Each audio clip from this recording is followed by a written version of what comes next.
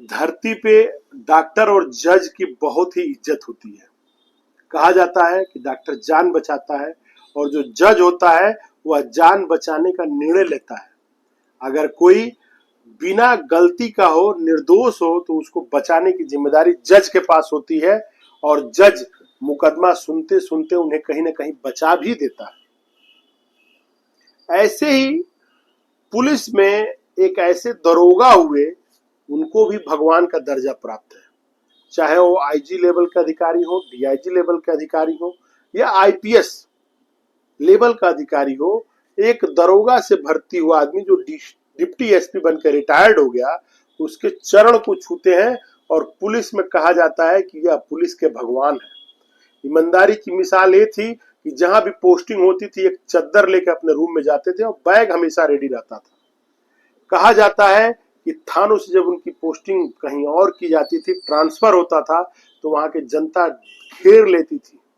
कई कई बार तो आईजी, डीआईजी और यूपी के मुख्यमंत्री मिल के इनके जो तबादला है उसको रोके हैं जनता के दबाव के आगे। ऐसे जो शख्स थे वह कोई और नहीं है, इनका नाम है एसएस लौर जी।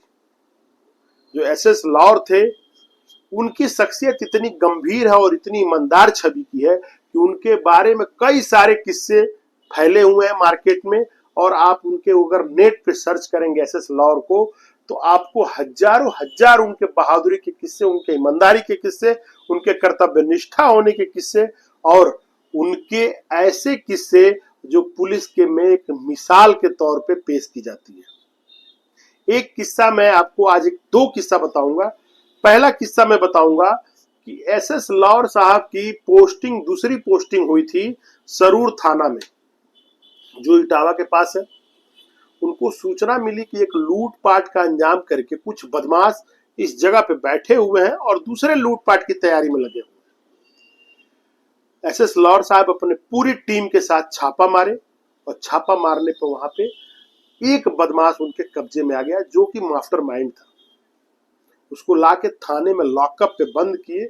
जैसे ही लॉकअप में उसको बंद करके उसके ऊपर चार्ज लगा दिए, चार्ज लगाने ही वाले थे कि तब तक उनको फोन आया कि आपको एक और काम दिया जा रहा है, इसको आप जल्द से पूरा कर लें। वह थाने के ही काम से जैसे ही बाहर निकले और जब कुछ देर के बाद, 2 घंटे के बाद लौट के वापस आए, तो उन्होंने देखा कि वह जो बदमाश आदमी जिसको उन्होंने लॉकअप में डाला था, वह मुजरिम था, सामान बरामद हुआ था, उसने एक्सेप्ट किया था कि मैंने इस जगह पर डाका डाला था।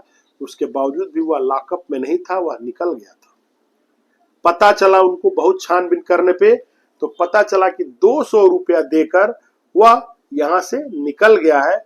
उस 200 रुपये में 160 रुपए चौकी इंचार्ज लिए थे और 140 रुपए चौकी इंचार्ज लिए थे और 60 रुपया और महकमे के लोगों में बटा हुआ था। मजा तो तब आया कि जब वो बदमाश जेल से निकल जाने के बाद अगले दिन हायर अधिकारियों के पास पहुंचकर और इन्हीं एसएस कौल साहब के खिलाफ कंप्लेन किया कि मेरे से 200 रुपया लेके इन्होंने मुझे छोड़ दिया। बड़े अधिकारी मानने को तैयार नहीं थे। अधिकारियों ने इनको बुलाया और इनसे बोला कि अगर यहां आपकी नई नई पोस्टिंग नहीं हुई होती तो हम आपको आज यहां से सस्पेंड कर देते और आपको रगड़ देते। एसएस कौल ने बोला कि हम यहाँ नए हैं इसीलिए फंस गए हैं, पुराने होते तो आपसे इस बात कहने की जरूरत नहीं पड़ती। आप जो सीनियर अधिकारी थे वो माजरा समझ गए और माजरा के लिए एक कमेटी बनाई गई, जिस कमेटी के बाद में रिपोर्ट आया, पता चला कि एसएस कौल पाक साहब थे, अपनी ईमानदारी का डंडा बजा रहे थे, लेकिन उनके ही डिपार्टमेंट के जो लोग थे वह चंद रुपयों के लिए केस और मुजरिम को भी नहीं छोड़ा और केस भी नहीं बनने दिया। ऐसे अनेकों घटनाएं उनके ऊपर बनी हुई है। उनका एक किस्सा है कि लखनऊ जो 1991 में 4 बाग पे बम ब्लास्ट हुआ था, उसके उनको तफ्तीश करने की जिम्मेदारी मिली हुई थी और वह तफ्तीश करके जब रिपोर्ट लगा रहे थे तो सीओ चाहते थे, सिटी सीओ, कि उनके मुताबिक रिपोर्ट लगे, जो उन्होंने होने नहीं दिया। तो सीओ साहब उनके साथ बदतमीजी कर बैठे। बदतमीजी का आलम यह हुआ कि वह कौल साहब के स्वाभिमान को ठेस पहुंच गया और जो एसएस लौर साहब थे वह थाने के सामने बैठने की, धरना देने की धमकी दी। सुबह पेपर में निकला कि एसएस जो लॉ और दरोगा है वह विधानसभा के सामने धरना देने जा रहे हैं। पेपर में आने के बाद डीआईजी साहब ने उनको तलब किया। डीआईजी साहब से उन्होंने अपनी सारी बातें बताई और उस पत्रकार से भी मिले जिसने उनका यह स्टेटमेंट डाला हुआ था पेपर में।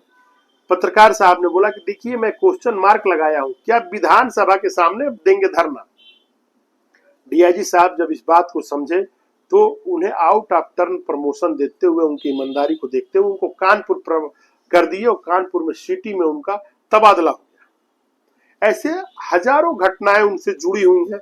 एक उनके ईमानदारी का बहुत ही दिलचस्प घटना है। वह घटना है कानपुर का। कानपुर में एक आरटीओ था जो चोरी चमारी करते हुए, चोरी और मैंने दबंगई से गाड़ियों से पैसा वसूलता था। जब गाड़ियों से पैसा वसूलता था तो उस पैसा वसूलने के दौरान वह अपने आरटीओ वाला कपड़ा भी हटा देता था, गाड़ी हटा देता था। जब एसएस लॉर साहब को पता चला तो उन्होंने भी भेस पकड़ के ट्रक पे ऊपर बैठ के और जाके आरटीओ को रंगे हाथ पकड़ा था और पकड़ने के बाद उसको थाने खींच लाए, उसके ऊपर मुकदमा कायम कर दिए छिनैती और डकैती की। बाद में वो सस्पेंड हुए और जो एसएस लॉर साहब थे वो आउट ऑफ टर्म प्रमोशन करते करते डीएसपी तक चले गए। उनका जो अपना औरा था इतना बड़ा था कि जब डीआईजी विक्रम सिंह हुआ करते थे तो वह उनके समकक्ष बैठते थे। एक दरोगा या डिप्टी एसपी की हिम्मत नहीं होती है कि एक अपने डीआईजी के सामने बैठ जाए, लेकिन डीआईजी साहब तो उनके पैर छूते थे। उनके ईमानदारी के बारे में पुलिस खबर में हर जगह फैली हुई है। उन्होंने एक अभी अपना किताब लिखा है कि पुलिस में मेरी यात्रा, और यह काफी चर्चित किताब है। इसके बारे में आप सभी को पढ़ना चाहिए, अमेजन पर उपलब्ध है। एसएस लॉर साहब के बारे में हम बहुत डिटेल एक वीडियो बनाने वाले हैं और यह वीडियो आपको जल्द ही मिलेगा। मेरा प्रणाम आप स्वीकार करें। मैं सुधीर शर्मा और मेरा चैनल सुधीर सफर को अगर पसंद हो तो जरूर लाइक करें। प्रणाम। जातियों के अपने जो होता है कि मैं ही हूं और मैं ही आगे रहूंगा, यह भावना हटा के विकास के ऊपर ध्यान देना चाहिए। करणी सेना उनके ऊपर कई जगहों पे तहरीर दिया है थानाओं पे, लेकिन कहीं एफआईआर नहीं दर्ज हुआ है। वैसे ही उन लोगों ने भी इनके कई लोगों पे एफआईआर किया हुआ है। कुछ लोगों पे सीएसटी एक्ट लग चुके हैं, चूंकि लगना भी चाहिए था।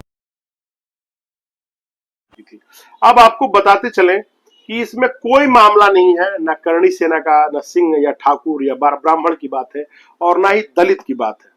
जिसने कहा वह किसी भी धर्म और जाति के महापुरुषों को सम्मान करना चाहिए। माफी मांग लेते अगर वो, तो उनकी मूछें नहीं नीचे हो जाती, सांप्रदायिक दंगा रुक जाता, लोगों के अंदर विद्वेष की भावना रुक जाती। वही अगर करणी सेना जो अपशब्द यूज कर रहे थे नेता लोग, वो अगर इस तरह की भाषा यूज नहीं करते तो दुराव नहीं पैदा हो रहा होता।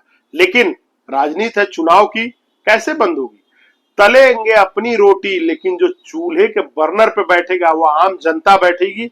जो कटेगी मरेगी वो सब आम जनता मरेगी। चाहे कितने भी दंगे बंगाल में हुए हों, कश्मीर में हो, कोई नेता नहीं मरा है।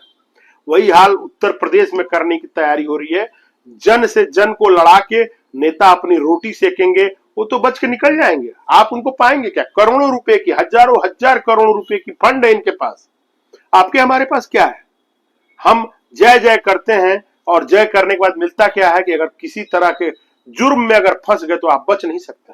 गलत है तो संविधान के अनुसार आपको सजा होनी चाहिए, लेकिन आप नेताओं के जय जय करने से पीछे नहीं हटते। नेता आपको एक दूसरे से लड़ा के मलाई खाता है और हमेशा से खाते आया है, और आने वाला समय में अगर हम लोग सुधरे नहीं तो खाते ही रहेंगे। देश रसातल में चला जाएगा। हम आप लड़ के अपनी जवानी खत्म कर लेंगे। हम आप लड़ के अपने होने वाले विकास ग्रोथ को खत्म कर देंगे। अपने बच्चों के विकास के बारे में बात न करके हम एक दूसरे की जय जय करके अपने जाति को ऊंचा करने में लगे रहेंगे, और जाति ऊंची करते करते नेताओं को मौका देंगे कि वो अपने बच्चों को आगे बढ़ा ले जाएं। आपके बच्चे वही मजदूरी करेंगे, आपके बच्चे रोड पे घूमेंगे, जाति का झंडा लेके घूमते रहेंगे, क्योंकि झंडा तो राजा का होगा ना, जो मालिक होगा पार्टी का। कहीं ना कहीं सोचने की जरूरत है, हमें एक होकर रहने की जरूरत है। बटेंगे तो कटेंगे जो नारा मिला था इसका पर्याप्त समझने की जरूरत है और कहीं ना कहीं वह सच भी था। अगर मेरा काम पसंद आया हो तो प्लीज लाइक एंड सब्सक्राइब।